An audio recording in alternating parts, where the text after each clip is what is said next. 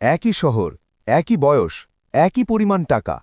তবু ২০ বছর পর দুজন মানুষের জীবনের পার্থক্য দেখে তুমি অবাক হয়ে যাবে। কারণ একজন হিসাব করেছিল শুধু টাকার, আর একজন ভুলে গিয়েছিল সময়ের দাম। অরিজিৎ আর সৌম্য দুজন কলেজের বন্ধু, দুজনেই চাকরি করে, বছরে প্রায় একই রকম ইনকাম। একদিন তারা ঠিক করল, এই ৫০,০০০ টাকা দিয়ে কিছু বড় করা দরকার। অরিজিৎ ভাবল, নিজের একটা বাড়ি থাকলে ভাড়া দিয়ে ইনকাম করব। সে লোন নিয়ে একটা ছোট বাড়ি কিনে ফেলল।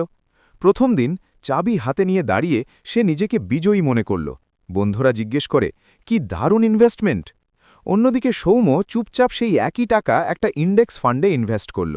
না কোনো চাবি, না কোনো গল্প, শুধু একটা ইমেল, ইনভেস্টমেন্ট সাকসেসফুল। কেউ তেমন গুরুত্বই দিল না তাকে। প্রথম কয়েক বছর অরিজিৎ প্রতি মাসে ভাড়া পায়, মনে হয় লাইফ সেট। কিন্তু হঠাৎ পাইপ লিক, ছাদ ভাঙা, ফোন করছে রাত ১১টায়। ১ মাস বাড়ি খালি মানে ইনকাম শূন্য, কিন্তু ইএমআই চালু। অন্যদিকে সৌম্য কিছুই করছে না, মাঝে মাঝে দেখে সংখ্যাটা একটু বাড়ে, আমার কমে, কিন্তু তার জীবনে কোনো ঝামেলা নেই। ৫ বছর পর অরিজিৎ বুঝল, সে শুধু বাড়ির মালিক না, সে একটা ফুল টাইম ম্যানেজার হয়ে গেছে।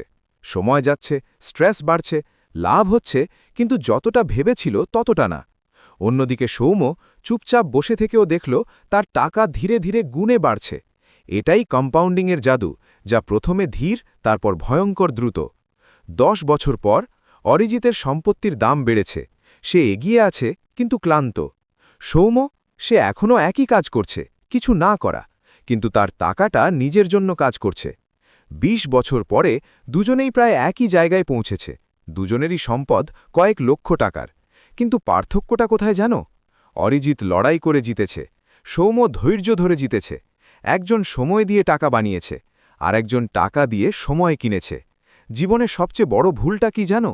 শুধু লাভ দেখো, খরচ না। শুধু টাকা গোনো, সময় না।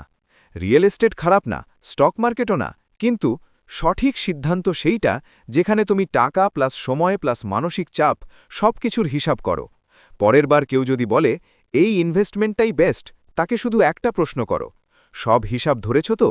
কারণ যে হিসাব পুরোটা দেখে, জীবনে জিতে সেই রকেট।